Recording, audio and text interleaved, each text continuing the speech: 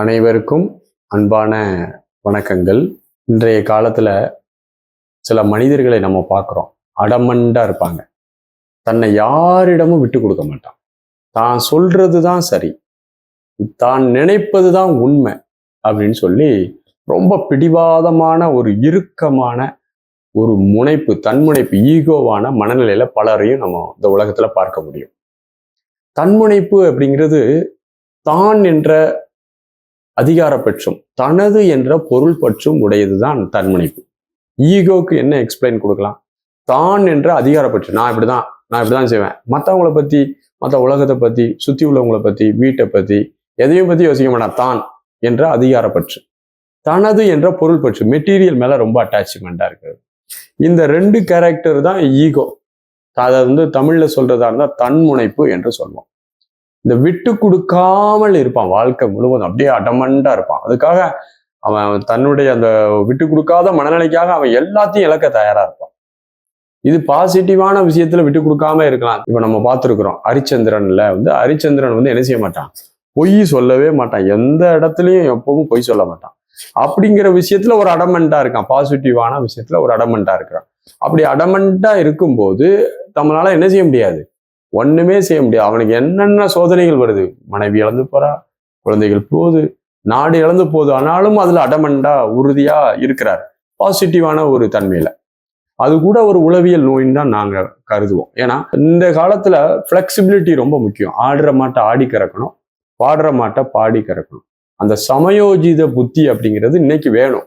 இன்னைக்கு காலத்துல நம்ம அப்படிதான் இருப்பேன் அப்படின்னா முருங்கை மாதிரி இருந்தா ஒடிஞ்சுதான் போகணும். இன்னைக்கு நேர்மையா வாழ முடியும் அப்படிங்கிறது சாத்தியம் இல்லாத ஒரு உலகமாக இன்னைக்கு இருக்குது.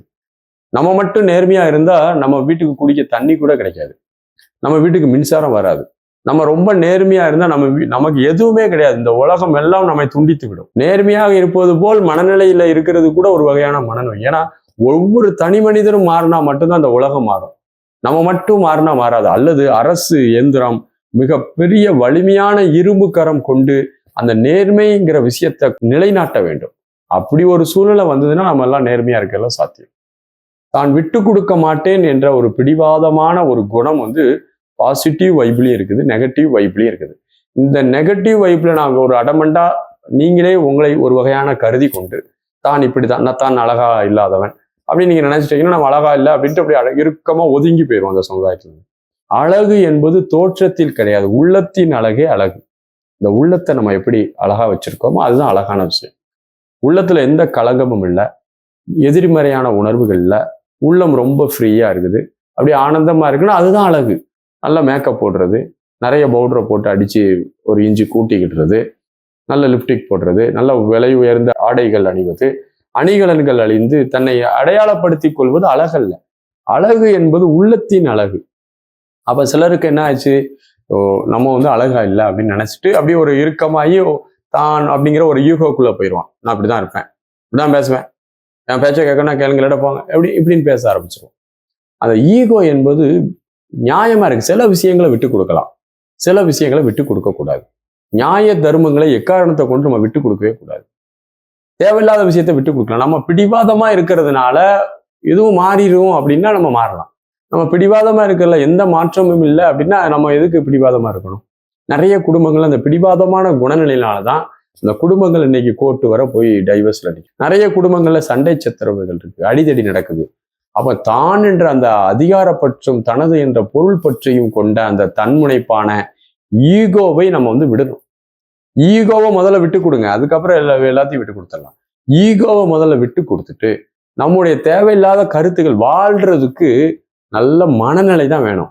தான் பெரிய கருத்துல அறிவாளி, தான் நிறைய இப்படிப்பட்டவன் அப்படிப்பட்டவன், நான் பெரிய ஆளு சின்ன ஆளுன்னு நினைச்சா வாழ முடியாது. அவர்கள் எல்லாம் வாழ தகுதி இல்லாதவர்களாக மாறிவார்கள். வாழ்வதற்கு ஒரு குடும்பத்துல நல்ல ஒரு பரஸ்பரமான அன்பு, ஒரு அன்பை மையப்படுத்திய ஒரு வாழ்க்கை, ஒரு அன்போடு கூடிய உறவுகள், விட்டு கொடுக்கணும். அங்க குடும்பத்துல விட்டு கொடுத்தால்தான் நமக்கு அந்த இருக்கும். கணவன் மனைவி குழந்தைகள் சில விஷயங்களை விட்டு கொடுக்கணும், தியாகம் பண்ணணும், சில விஷயங்கள் சகித்து கொள்ள வேண்டும். இந்த விட்டு கொடுத்தல், தியாகம், சகிப்புத்தன்மை, இந்த 3 கேரக்டர் ஒரு குடும்பத்துக்கு ஆணி வேறா இருக்கணும். அப்படி இருந்தாதான் அந்த குடும்பம் என்ற ஒரு அமைப்பு இருக்கும். ஏன்னா ஒவ்வொருவரும் ஒவ்வொரு சூழ்நிலை, மனநிலை, ஃப்ரெண்ட்ஷிப்பினுடைய தன்மையினால நமக்கு ஒரு கேரக்டர் உருவாயிருக்கு. அதே மாதிரிதான் ஆப்போனன்ட், கணவனா இருக்கட்டும், மனைவியா இருக்கட்டும், குழந்தையா இருக்கட்டும், எல்லாமே அவரவர்கள் சொந்த மனநிலையில இருக்கிறாங்க. கண்டிப்பாக மனம் என்பதே வேறுபாட்டுடன் கூடிய ஒரு கருவி. நம்முடைய மனமே நமக்கு வேறுபாடா இருக்குது. நம்முடைய மனம் இன்னொருத்தருக்கு எப்படி ஒத்து போகும்? இந்த வேறுபாட்டுடன் கூடிய மனநிலையில் இருக்கக்கூடிய மியூச்சுவலான சில பகுதி தான் குடும்பம் என்ற அமைப்பை ரன் பண்ணிட்டு இருக்குது. அங்க போய் நான் விட்டே கொடுக்க மாட்டேன், நான் இப்படிதான், நான் பெரிய ஒரு நெத்தி மாதிரி இருக்குன்னு சொல்லுவாங்க பாத்தீங்களா, அப்படி இருக்கிறேன் அப்படின்னு நம்ம ஸ்ட்ராங்கா இருந்தோம்னா ஆட்டோமேட்டிக்கா குடும்ப உறவுகள் ஒரு ஆரோக்கியம் இல்லாத உறவுகளாக போயிடும். ஆனா விட்டு கொடுப்பதால் கெட்டு போவதில்லை. விட்டு கொடுங்கள், ஒண்ணுமே இல்லை. நம்ம கொஞ்ச நாள் கழிச்சு இந்த உடலையே விட்டு கொடுத்துருவான். இயற்கைக்கு முன்னாடி நம்ம விட்டு கொடுத்துதான் ஆகணும். இயற்கைக்கு முன்னாடி நம்ம ஜெயிக்க முடியாது. நான் விட்டே கொடுக்க மாட்டேன், நான் என்னுடைய உடலை அப்படின்னு சொல்லி இந்த உடலை நீங்கள் நிலையாக ஒரு 500 வருஷம் கொண்டு போக முடியுமா? என்னைக்குனாலும் இயற்கைக்கு முன்னாடி இந்த உடல் விட்டு கொடுக்கணும். நீங்க வலிமையா இயற்கையாவே என்ன நினைப்போம்னா, நம்ம வலிமையானதாக நினைச்சிட்டு நம்மளோட வலிமை குறைந்த உயிர்களை ஃபுல்லா டாமினேட் பண்ணிட்டு இருப்போம். நம்ம வலிமையான இருக்கதான் நினைப்போம். நம்மளை விட வலிமையான ஆளு முன்னாடி நம்ம சரண்டர் ஆகும். அப்ப எங்க உங்களுடைய குணம் போவோம்? விட்டு கொடுத்தா ஆகணும். எல்லாமே இயற்கைக்கு முன், வலிமையான ஒரு இடத்துக்கு முன் நம்ம சில விஷயங்களை விட்டு கொடுக்கும் போதுதான் நம்ம ஒரு நல்ல வாழ்க்கைக்குள்ள போகணும். ஈகோவை விடணும். முதல்ல தன்னுடைய தவறு செய்யறோம் அப்படின்னு வச்சுக்கணும். நம்ம தவறு செய்தோம்னா மன்னிப்பு கேட்க யோசிக்க கூடாது. இந்த 2 சூத்திரம், விட்டு கொடுத்தலும் நம்முடைய தவறுகள் நம்ம மேல இருக்குன்னா முதல்ல போய் பேசுறதுக்கும் அவங்களிடம் நம்ம மன்னிப்பு கோருவதற்கும் தயங்கவே கூடாது. இந்த குணங்கள் இருந்துன்னா நல்லது. ஏனென்றால் பெரும்பாலான மனிதர்கள் தவறுகள் செய்யும் போது தான் செய்தது சரி என்று வாதம் மட்டும்தான் புரிவாங்க. உங்களுடைய வியூல பார்க்கும்போது சரியா இருக்கும். நீங்க எப்போதுமே உங்களை ஒரு காமன் பிளாட்ஃபாரத்துல வச்சு, பொதுவான இடத்துல வச்சு உங்களை நீங்க செல்ஃப் ரியலைசேஷன் பண்ணணும்.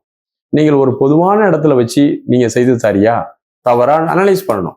இதே இடத்துல அவங்க இருந்தாங்கன்னா என்ன பண்ணிருப்பாங்க? இப்படி ஒரு கம்பேரிட்டிவ் பண்ணீங்கன்னா தான் உங்களுடைய தவறுகளிலிருந்து நீங்கள் வெளிவர முடியும்.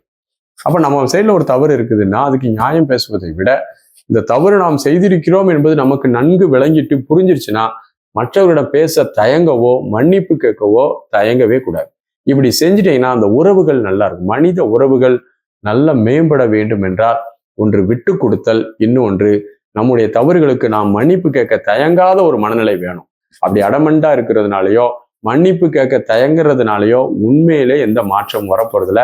அன்பு ஒரு மனிதனை உருகச் செய்யக்கூடியது, மெல்ட் ஆக்கிடுவோங்கள. நீங்கள் அன்போடு இருங்கள், உங்கள்கிட்ட ஈகோ என்ற ஒரு புண்ணாக்கு கூட இருக்காது. நன்றி, வணக்கம்.